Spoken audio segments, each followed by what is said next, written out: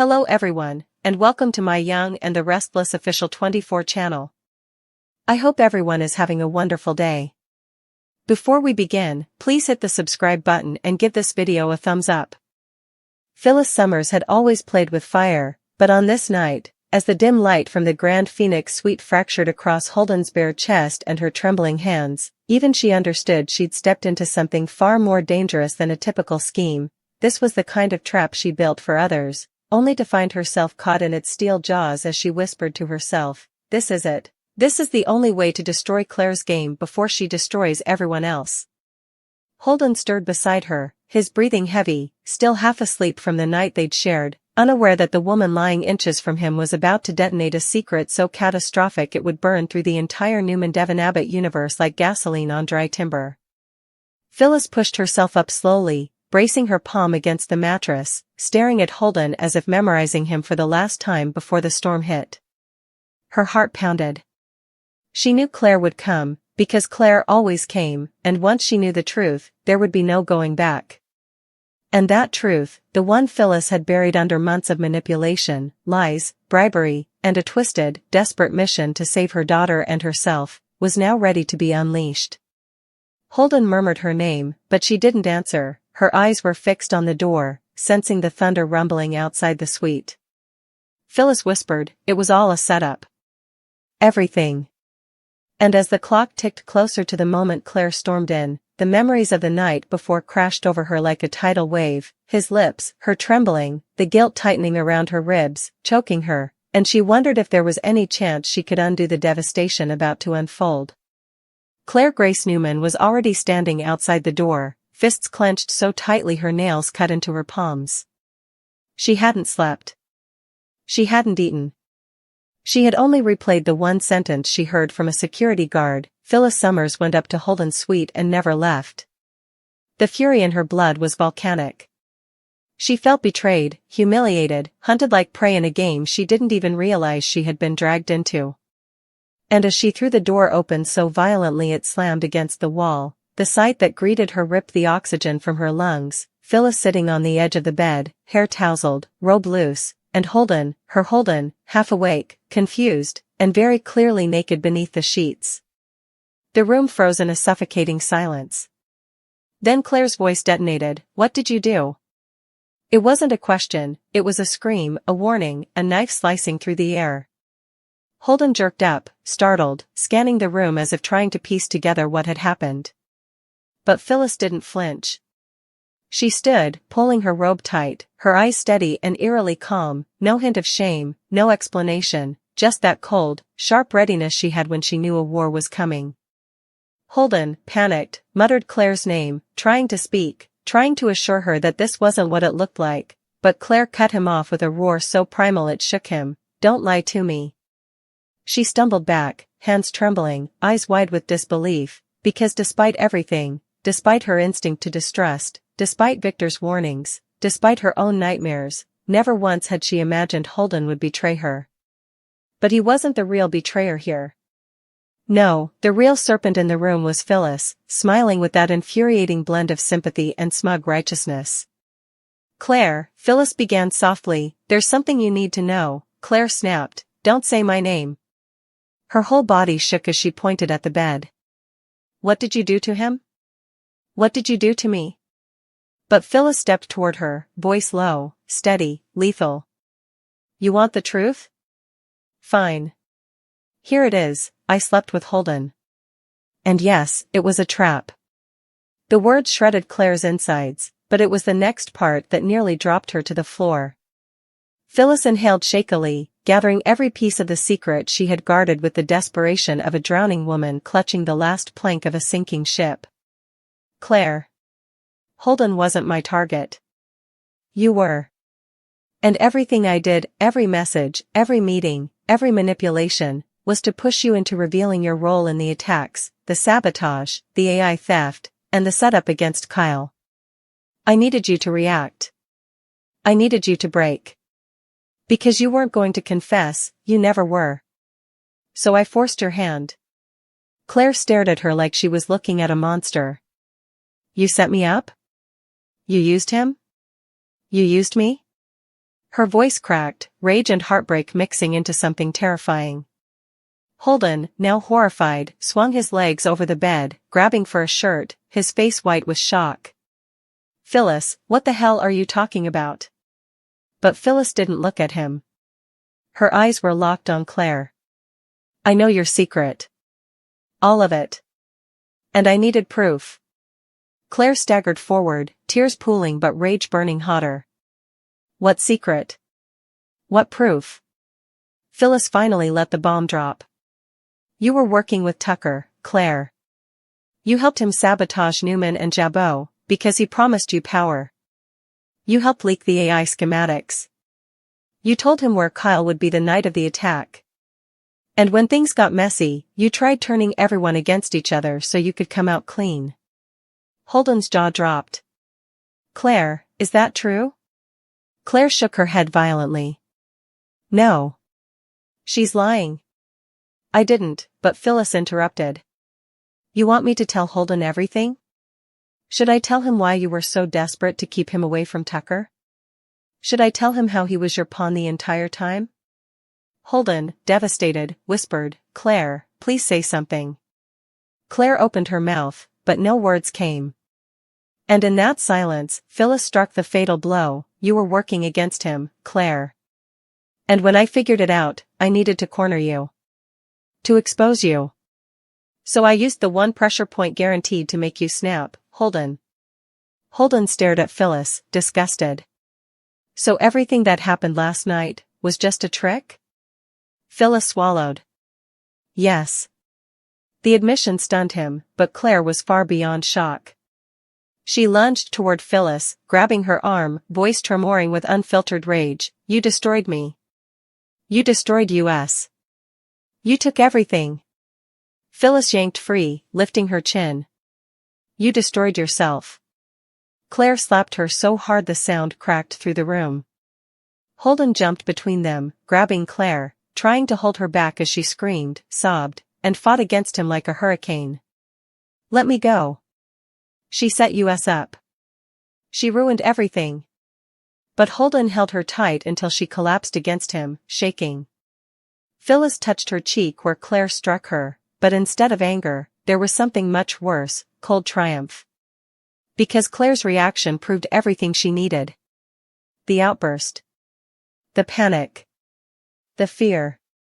Phyllis whispered, "You just told Holden the truth without saying a word."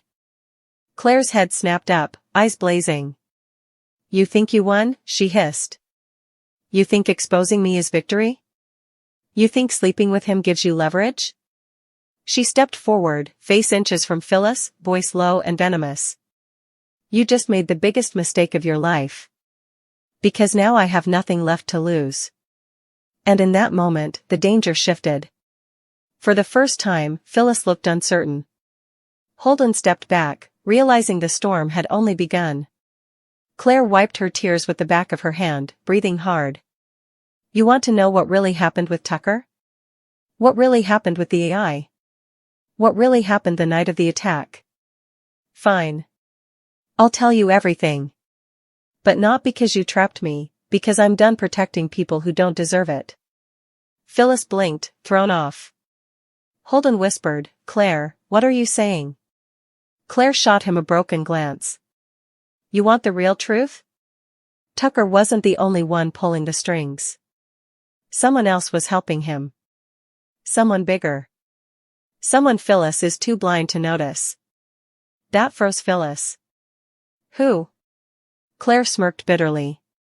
"If you want that answer, you'll regret asking." Phyllis's stomach flipped. Holden looked between them, realizing they were standing on the edge of an even bigger war. Claire stepped closer to Phyllis again. "You think I'm the villain? You don't know the half of it. But you will. Because you started this, and I'm going to finish it." Phyllis swallowed hard, suddenly unsure whether she had trapped Claire, or freed something far more dangerous. Claire turned to Holden, voice breaking. "And as for you, I loved you. But now? Now you're just proof that everyone eventually betrays me." She shoved past him, slamming the door so hard the entire frame rattled. Holden sank onto the bed, burying his face in his hands. Phyllis stood frozen, every ounce of victory she imagined evaporating into dread. Because Claire Grace Newman wasn't done, not even close. And whatever secret she hinted at, it was big enough to destroy them all. And Phyllis, suddenly trembling, whispered the words she never thought she'd say, "What have I done?" Phyllis didn't realize she'd spoken aloud until the echo of her own trembling voice drifted back to her through the suffocating silence of the suite. Holden lifted his head, red-eyed, exhausted, but with a look that cut deeper than accusation. It was disappointment, confusion, heartbreak all wrapped in one. "What have you done?" he repeated softly, but there was no demand in his voice, only disbelief, as though even he couldn't fully compute the magnitude of what had happened. Phyllis could barely look at him. Her heart hammered so violently she feared it would burst. Because this time, she hadn't crossed a line, she had obliterated it. She had detonated something irreversible, something that, for the first time in her life, she wasn't sure she could talk her way out of. Holden rose slowly from the bed, pulling on his shirt with hands that trembled, not with rage, but with the weight of betrayal. "Phyllis," he said with a rawness that cracked her open, "did you ever once think about what this would do to me? To Claire? To yourself? Or was everyone just a pawn in whatever game you were playing?" Phyllis opened her mouth but nothing came out. She wanted to defend herself, claim noble intentions, explain that she was trying to stop a bigger monster, but suddenly all the justifications that once felt so sharp, so righteous, sounded hollow. I was trying to protect who?" he snapped, louder now, eyes shining with hurt. "Claire? Me? Yourself? Or was this all just about winning?" Phyllis's throat tightened. "I wasn't trying to win," she whispered. "I was trying to survive." Holden shook his head slowly, as though trying to dislodge the memory of last night, of her skin against his, of every whispered moment that now meant absolutely nothing. "You used me," he said quietly.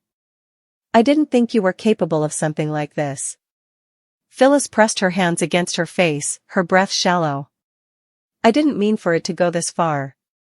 Holden stared at her, jaw clenching. "But you let it. You let it happen. You let me believe." He cut himself off, swallowing hard as if the words themselves were too painful to speak. "You let me think last night meant something." And hearing it out loud nearly destroyed him. Phyllis stepped toward him instinctively, hands reaching, but he backed away sharply. "No. Don't." His refusal sliced into her like a blade. She had seen men furious, vengeful, or cold toward her, but the way Holden looked at her now, with sorrow, not anger, was unbearable. He grabbed his jacket and moved toward the door, though he hesitated for a moment, torn between leaving her and demanding more answers. "Claire is out there right now," he said, voice unsteady. "She's hurt. She's furious. And she thinks her entire life just collapsed." He leveled her with a stare that was both broken and accusing. "And she thinks I betrayed her. Because of you." When he finally left, the door clicking shut behind him, the silence that followed was so suffocating it might as well have been a scream. Phyllis sank onto the edge of the bed, shaking. Her trap hadn't just triggered Claire, it had annihilated everything around her. And yet, as the minutes ticked by, something unsettling began to gnaw at her. Claire's final words. Someone bigger was helping Tucker. "You'll regret asking. You don't know the half of it." Those were not the words of a woman scrambling to hide guilt, they were the words of someone holding a weapon Phyllis never saw coming. She stood abruptly, adrenaline flooding her system.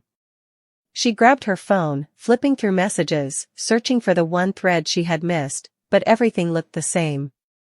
Except now she saw it differently. Tucker had been too confident. His timing too perfect. His access too unpredictable. Claire had been a tool, but not the architect. Someone else had been pulling strings. Someone who could outmaneuver even her. And suddenly, that bile-cold fear gripped her spine. "It can't be," she whispered. But a voice in her head said otherwise. "Yes, it can. And it is." She rushed to leave the suite, nearly tripping over her own shoes, when her phone buzzed violently. An unknown number. She answered immediately, breath unsteady. Phyllis. A voice, distorted, altered, slid through the speaker. Her blood iced. I see you've made quite the mess. She froze. Who is this? The voice chuckled lightly, almost amused. You're in no position to ask questions, Phyllis. But allow me to give you one warning, Claire was right.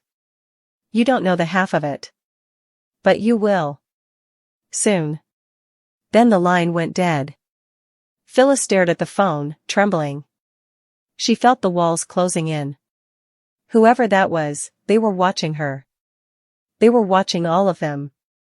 And if Claire had been involved with Tucker under the orders of someone bigger, then Phyllis's trap wasn't the beginning of the war, it was the spark that ignited it.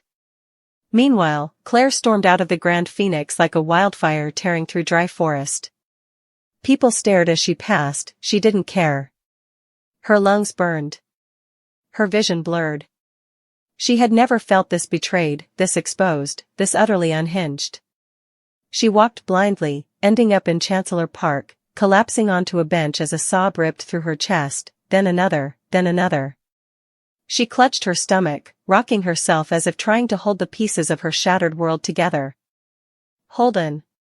Phyllis. Tucker. Secrets. Lies. Manipulation. Everything had spiraled beyond her control. I can't do this, she whispered, voice cracking. I can't. Claire? A voice behind her. Not soft. Not gentle. Sharp. Cutting. Familiar. Victoria Newman. Claire stiffened, wiping her face roughly before turning. Victoria approached slowly, concern etched into her expression, but also suspicion. Claire didn't need to explain anything, the news had clearly spread fast. Or maybe Victoria had simply sensed something was wrong, because Victoria always did. Are you okay? Victoria asked, sitting beside her. Claire let out a bitter laugh. Do I look okay? Victoria exhaled. I heard something happened with Holden and Phyllis. The name made Claire's jaw clench. She set me up. She set everything up. Victoria nodded slowly, not dismissing it, not doubting it. That sounds like Phyllis. But Claire shook her head. No. This is different. This isn't just Phyllis being manipulative. She thinks she exposed me. She thinks she cornered me. But she has no idea what's actually happening. Victoria shifted, sensing the darkness in Claire's tone. Then tell me, she said gently. Tell me what's going on. Claire swallowed hard. Her entire body shook with the weight of the secret she had been carrying. The burden Tucker had placed on her. The threats. The deals. The hidden mastermind behind the entire operation. I didn't betray Holden, she began, voice trembling. I didn't betray the Newmans. I didn't sabotage the AI out of greed or spite. I was trying to protect everyone, Dad, you, the company. Victoria frowned. Protect us from what? Claire's lips parted, but she hesitated.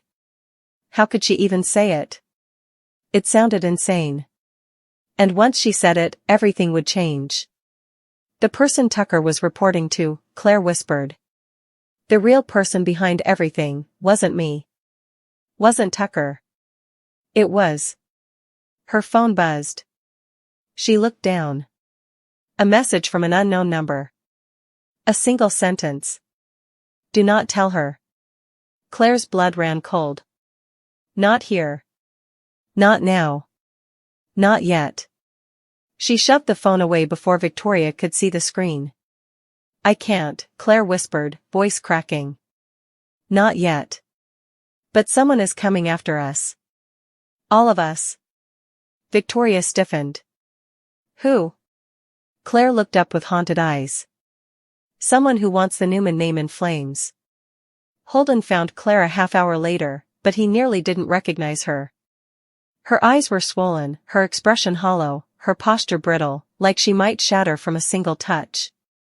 When he approached, she flinched as though expecting another betrayal, another blow. "Claire," he whispered, pained. "Please look at me." She did, slowly, cautiously, like someone approaching a wounded animal. "I need to explain," he said quickly. "I didn't sleep with Phyllis intentionally. I didn't betray you. I swear."